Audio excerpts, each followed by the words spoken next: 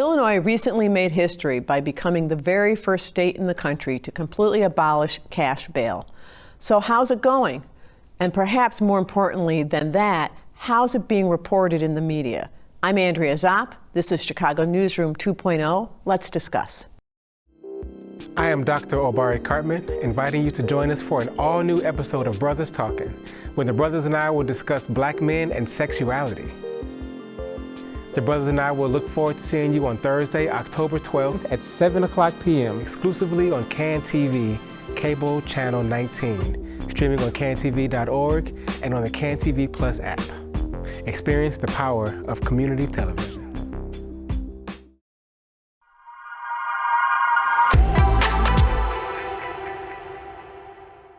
While highlighting the needs and problems adults may face in Chicago, like reduced crime or cash bail, it's important that we don't forget that our smallest residents have needs and problems too.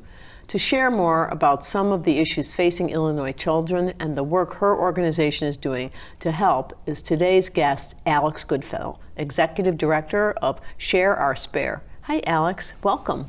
Hi, thanks for having me. Let's start by telling us a little bit about Share Our Spare. What is the organization? What do you do? How did it get started? So Share Our Spare is in our 12th year. We were started by a group of Chicago moms after they had their first children and realized just how many needs some of these small little babies have, and that there weren't the resources in the community to provide them, and that families didn't have that lifeline. What our mission is today, and really how we started, was to make sure and to provide those essential items to kids ages 0 to 5 so that they could be set up for a strong start to life. We think a lot about family assistance programs.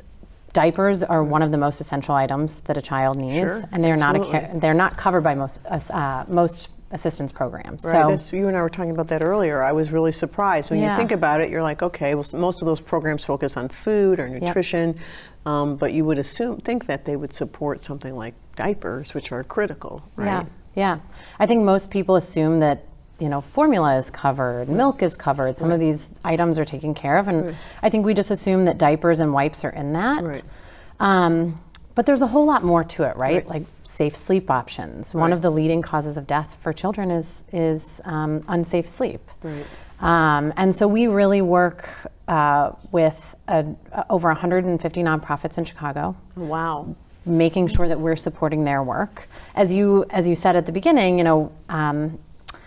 Chicago has problems. Adults have problems, but if we don't start at the very beginning, it's really hard to get in front of those problems. And if we are thinking about homelessness or education, a family and a child can't think about that if they don't have food and diapers and some of these really, really basic, simple things. Right. So where do you get the items from? Do you buy them? Are you from donations? Are they donated? How does it work? Both. Yeah. One of the biggest things that's important to us is that people have the awareness that we exist, because we have a warehouse in Old Irving Park. We take a ton of gently used items.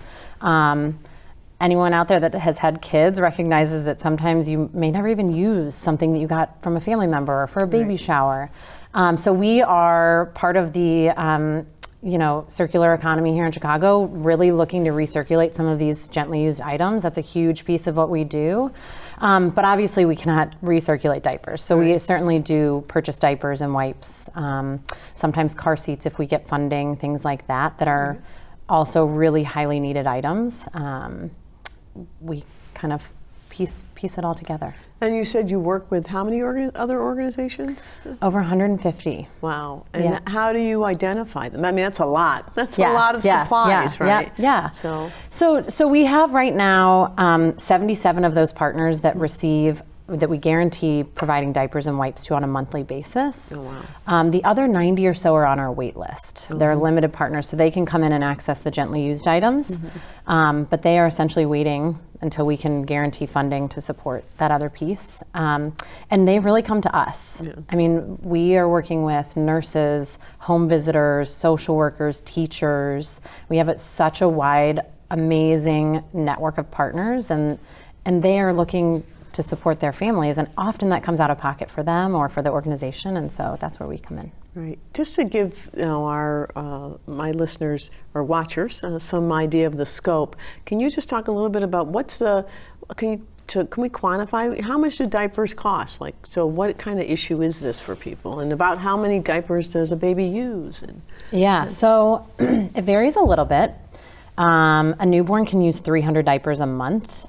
They're getting 10 diapers or so a day. An older child may be in like 5 or 6 diapers, but the cost we say is roughly $70 to $80 a month. Wow. As the rate of inflation has gone up, we can talk about 7 to 10%. The inflation rate of diapers is nearing 30%. Wow. The rate is like out of control. The economy has just taken advantage of this being an essential item and easy to mark up. We're cutting back on things that we don't have to. We can't cut back on toilet paper. We can't cut back on diapers. And so that's where we're seeing a lot of increase in cost, and it's really hurting our families. Right. Well, that's kind of hard to hear, right? Like the thing that's essential is the thing that companies are trying to make their biggest profit on. It's a little scary. Yeah. And so, a couple weeks ago, we were on the show. We were talking about the migrant crisis, and actually, it's been in the news that the number of migrants that are coming to Chicago is expected to increase. Has that impacted you and your work at all? Yeah, absolutely. We are, obviously with the number of partners we have, many of them have always served migrant groups. Many of them are now beginning to serve migrant groups and more of the coordinated effort. And so we've seen a huge increase in our partners' regular caseloads. We've seen a huge increase from other partners seeking help. And so we are really trying our best to step up and meet some of those needs. I would say the biggest issue for us, though, really honestly, is lack of coordinated effort, right? Like so many people are collecting for this group and this group and this group and this group that it's hard to know how people's needs are being met. So we're not necessarily part of some of those coordinated conversations that we really should be, but we're really trying to do our part with our partners and continuing to support the great work that they've always done. Right. Yeah, and I think the lack of coordination is a significant issue with the migrant challenge to begin with. But it's an overwhelming challenge. Yeah, and I think it's not a criticism. I mean, it's hard to hard to know where to go and also how to prioritize, right? Yeah. So let's just circle back a little bit and talk a little bit. So if those who are watching want to be able to help becoming aware of this issue, which I think the minute you talk about it, you're like, yeah, I guess that could be a problem, but you just don't think about it when you're thinking about needs for people. But if people want to help, how can they help? Certainly bringing awareness to what we're doing, but I would say our number one need where people can step in and help is volunteer. So we have a warehouse. We need regular volunteers to help us receive items, distribute items. We certainly need in-kind items. We are struggling to keep things on the shelf. Again, back to the migrant crisis, things that are, as the second they're in our door are back out into the community, which is great, but we need more. So thinking of making sure your gently used items get to us and not into a landfill, for starters. And then I would say the other thing is just finding ways to get involved, whether it's spreading the word about what we're doing. We have a great music trivia event coming up on November 4th. People can just come, attend, learn more about what we're doing, and have a little fun while doing it. And is there information about that on your website? Yes. Yep. Okay. All of the above. So you can figure out when to volunteer. We have open sessions where you can bring a group in. We have our music trivia event up there, and then we always have ways to figure out how to donate your goods. And I was just going to say, I figure you always can take donations. So if you wanted to have an event, have friends bring diapers or an extra pair of diapers if you're doing a shower to donate to Share the Spare, you can do that. So thank you. And Alex, thank you so much. We are just about out of time, but I want to thank you for being here. This is such an important issue that I think, as I said, most people, including myself, were not aware of until you brought it to our attention. So thank you for the work you're doing to take care of our littlest, I said that word, littlest, smallest residents. So thank you for being here. Thank you for helping elevate this really important need. We really appreciate it. Terrific, thank you. We'll be right back after this. Hi, I'm Darius Hillman. Join me for an all-new edition of In the Arena, Tuesday, October 17th at 7 p.m., followed by the series premiere of Every Day is a Yay! Hosted by me, Jewel Faguni. Join Darius and me Tuesday, October 17th, starting at 7 p.m. on CanTV Cable Channel 19, or stream live on cantv.org or on the CanTV Plus app. Experience the power of community television. How about that? Yes!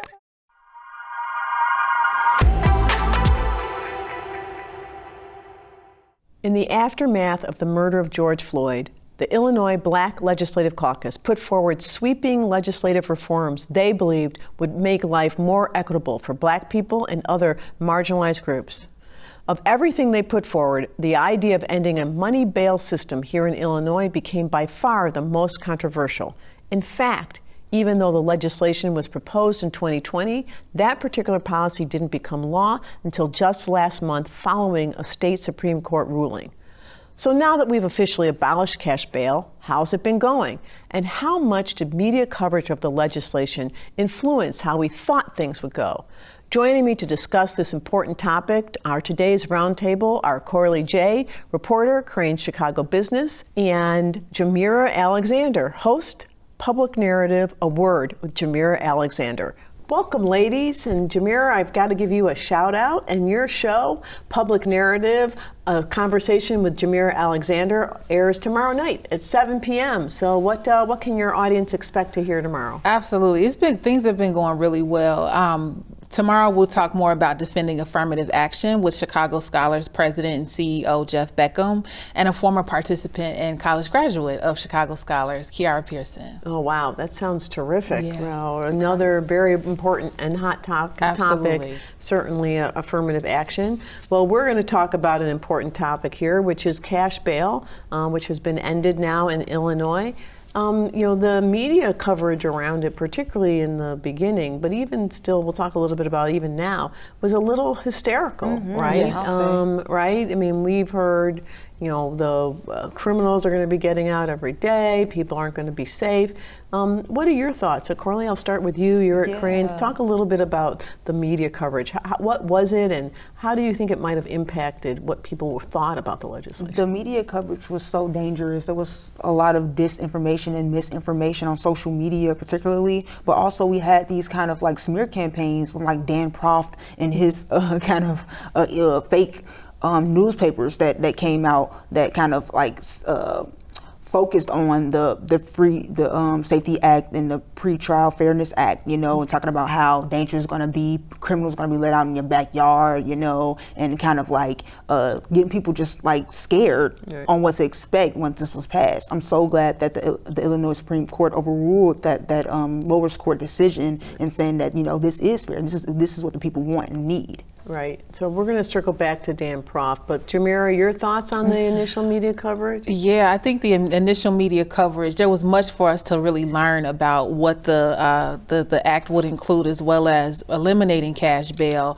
I remember seeing many conversations on social media about the purge law. That's what it was called at the top of the year. And there was a lot of misinformation around what this law would do and how it would really serve Black and brown communities particularly. Right. So let's just take a minute just to level set for the people watching. What does the elimination of cash bail mean, right, for the criminal justice system? So how is the system, how does it change how it's going to work in the criminal courts? It just means that you're going to be looked at for the crime you committed and you won't be able to use money to get out. That's all that it means. People want to make it seem like it means much more than that, but basically the judges will have that discernment to keep you in jail based on flight risk, based on the harm that you may commit to communities.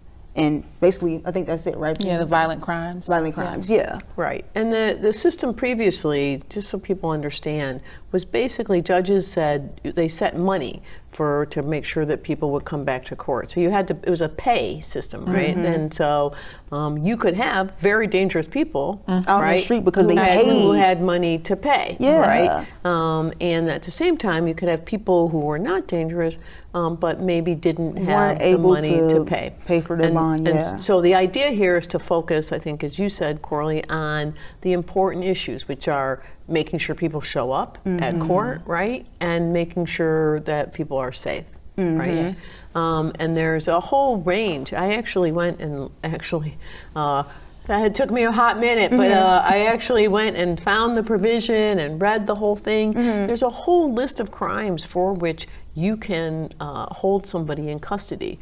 A whole range of gun offenses, felonies, batteries, domestic violence. And so why the hysteria? What was going on with the media? Why can we not count on the media? The media is supposed to be objective. What happened? I will go so far as to say that this being a new law, and particularly for a lot of the civil unrest that we've seen through the last couple years, this being a new law and not fully understanding like how best to cover this, particularly as there wasn't as much information around like the clarity of what the act would include, as well as eliminating bail, ultimately like the aftermath of that. I don't think that we're in a position where we really see like the effects of eliminating cash bail just yet. We will of course see those numbers and we'll see those results in the near future. But as that unfolds, I really imagine that will change the face of what is considered a criminal in this country. It's truly about the act and not about the skin color or the background. It ultimately levels the playing field, I would say, when it comes to that. For sure. And to touch on something that she brought up, it's like also not using money as that catalyst. You know, people aren't used to that. When it comes to new policies, people are scared. They don't know what that's going to look like. And it's been like this for so long. They don't know without having that money to get out, what that's going to look like, you know. And then you had that misinformation and disinformation that played a part. People were like, oh my God, I've never seen a system like this before. So maybe what they're saying is true. Right. And I think the other fact that people have forgotten about is the idea that while we're the first state to completely eliminate cash bail, we're not the first state to modify the system so that cash bail, so New Jersey has a system where you can only impose a cash bail under very limited circumstances. Washington, D.C. had a very similar system, and both of those areas said that they did not see an increase in crime. So I think places that have had some history haven't seen the hysteria.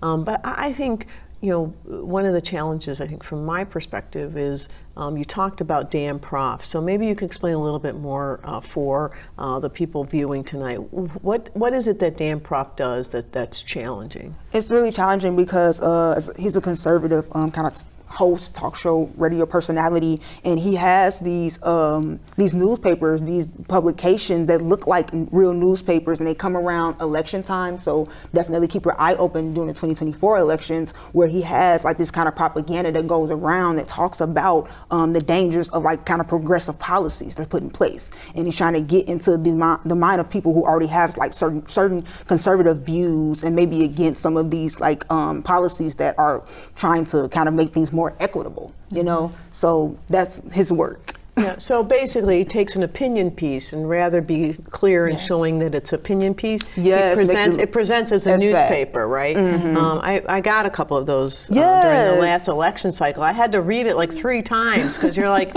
what? The headlines are kind of horrible, and you're like, that's so horrible. Why is that in a newspaper? And it takes you a minute to figure it out. And I kept getting them, and my grandparents got them, and it was just like a whole thing. It just fed into that whole misinformation about the Safety Act. Right. Well, and the challenge, of course, is, you know, media has some obligation to report fairly, right? I mean, don't you believe that? And absolutely. Objectively? Absolutely. And to take the time and do the due diligence in identifying the factual information and reporting that in a timely fashion. I think a lot of challenges media outlets have really faced in recent years have hindered their capacity to do that in full scope, but that that doesn't excuse them from that responsibility. Yeah, as a journalist, I think that it's also to look at, like you said, the facts, right? I think Loyola had some kind of preliminary studies on the impacts of the no cash bail, and looking at the impacts of how it has on low income and black and marginalized communities, and how that money will be able to stay into the community, you know, without having to pay to get people out on these low level offenses, how they can kind of circulate that money within their families and other uses. Right. Oh, that's a great point. I think that's something else that, you know, we didn't talk much about. I saw a couple articles about it, but really the idea that when people are held in custody, right, particularly on low-level offenses, because they don't have enough money, things happen. They can't take care of their kids. They can't go to their jobs. They can't. There's no one to provide resources to their families. So there's all these other impacts. It's not just we're holding a defendant in custody, right? There's all these other broader impacts, and before you impose those, you might want to. We're perpetuating a cycle ultimately, right? We make a bad situation. You can make a bad situation worse. Yeah, and also evictions and foreclosures. I want to add to that as well. Right, that's a great. I didn't even cover that. One thing also that came to mind as I was perusing this very long bill is how do you, as a journalist, or how should the media tell the story of something that was so complicated, right? Well, it's not so complicated, but covered a large territory, right? The criminal reforms covered a large territory. It was really hard, even as I was intentionally going to look for it, to find a place to go. Could somebody just tell me what this bill does? Right, exactly. I ended up having to go read the bill. How can we do better at telling people what a law like that, how can the media help communicate that to the public? Because they need to know. I think that a big part of that is actually going and doing that work and reading it, right? I want to shout out places like Injustice Watch, who actually put out those terms in layman's terms to kind of give us the black and white of what this is, and having those conversations with the lawmakers, right? And people that are impacted by this policy. So people who have had to put up their house for like bail and what that means for them and how this kind of impacts them. We have to actually take that time as journalists to have those conversations so that we can make things more digestible for the public. And stations like WTTW, Black Voices, they had a segment where they talked a little bit more about, and even with the policymakers, about the impact of the act, as well as looking at, how do more stories saturate news coverage around the policy, as well as the evolution of that. So I think it comes down to being able to look at the policy itself, and then also carving out what story arcs exist and continuing to saturate the coverage with that. Now, of course, everything is important, it seems like, when it comes to covering different topics, but being able to identify, like, how can you stay close to this, particularly if there isn't a ton of coverage, on the progress that has been made. Yeah, and I think that talking to community groups as well, looking at these impact studies as they come out, being able to stay abreast on things as they occur, and looking at the numbers and the data so that we can have the facts. Right. I would just add this one thing, because you keep referencing the data reports and studies. I think it's important for those who are doing those studies to pitch journalists, because journalists don't always know where to look, and those types of relationships will help folks become more informed. Right. Yeah. I think that's so important, because I also think if you're supporting, if you're progressive and you're supporting progressive views, a perspective. Let's put it this way: certainly the Dan Profts and the conservative medias of the world, they're telling their story. They're telling their version. Yes. And so it becomes really important that I think that the other side of the story, like the why behind the act, because there were reasons. We've talked about some of them here, but I don't know that those got as much coverage. Instead, what got coverage is that we're less safe, right? That people are going to be getting out of jail who shouldn't be getting out of jail, and in fact, it was the purpose of the act was exactly the opposite. Exactly. To get the courts to be able to focus more on the people who needed to be in jail, right? Actual punishment, and to not allow people who can get out because they have money or Right. access to resources to be able to get out. We're not prone to thinking about public safety in a preventative standpoint. We're always reactive to, you know, the issue of the day. But I think that the elimination of cash bail also allows us to focus on, in a public safety sphere, how are we preventing other crimes from happening by making certain that those key family members are in whatever positions they need to be in, whatever place they need to be in order to sustain the household, right? And then navigating that accordingly. I don't even know that studies exist that would even track what was prevented, you know, but we as a society, we're so reactive that I don't even think that folks have thought about the media coverage in that regard. Yeah, I like that you brought up that point, because it furthers the conversation on the harms that were kind of prevented and the economic impact of such a thing. So it kind of like moves the conversation forward, and we can look at the waves that it's made. Right. Yeah. And I think we also just have to always remember too that for many of these defendants, in fact, all of them are pretrial release. They've been charged with a crime, they haven't been convicted of a crime. Right. And so first of all, we have to stop talking about them as criminals, because a number of the people who read some of the stories were people who were in custody, held in custody because they didn't have money, and then they were acquitted. Or their charges were dropped, right? And then, and again, we're trying to avoid those scenarios, right? And I think that becomes an important part of the conversation as well. No one, I'm a former prosecutor, no one cares more about public safety than I do, but I also think the system has to be equitable. Absolutely. And I think there's a real role for the media to help communicate that to the public. I know you agree with that. Yeah, totally. I think you do. Never put words in a journal. No, I totally agree.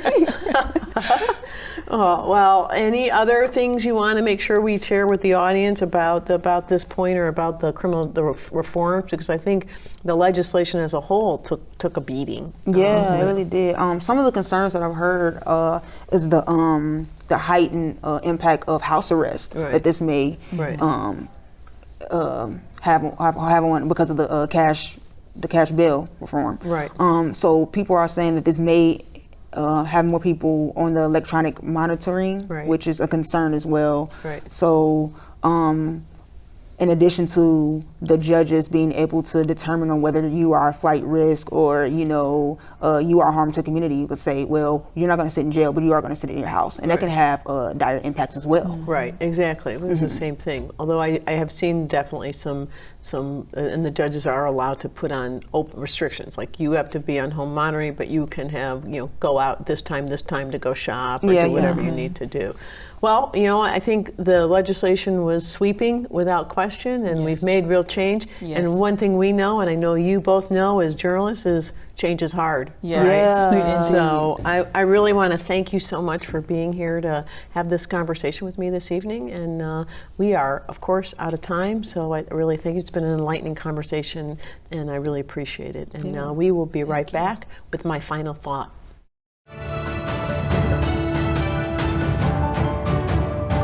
I'm Jhmira Alexander, inviting you to join me for Public Narrative, A Word, with my very special guest, Jeff Beckham of Chicago Scholars, and former Chicago Scholars participant, Kiara Pearson.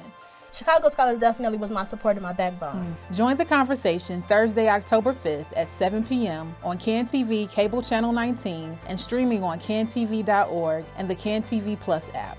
Experience the power of community television. As an attorney and former prosecutor, I can tell you that the law is something we've been trying to get right in this country since 1776. The question of how can we apply the law to everyone equitably at all times is always the central question of the legal profession. Admittedly, we haven't always gotten it right. People of color, poor people, and women have traditionally struggled to find equity under the law, but we've never stopped trying. Eliminating cash bail and focusing not on an individual's capacity to pay, but on their dangerousness to the community and their likelihood of returning to court is a new approach being tried in hopes of getting it right for a lot more people. Whether or not eliminating cash bail will be more effective, equitable, and fair in the long run remains to be seen. But no matter what happens, I hope we never stop trying. Thanks for joining the conversation tonight. Until next time, be well and well informed.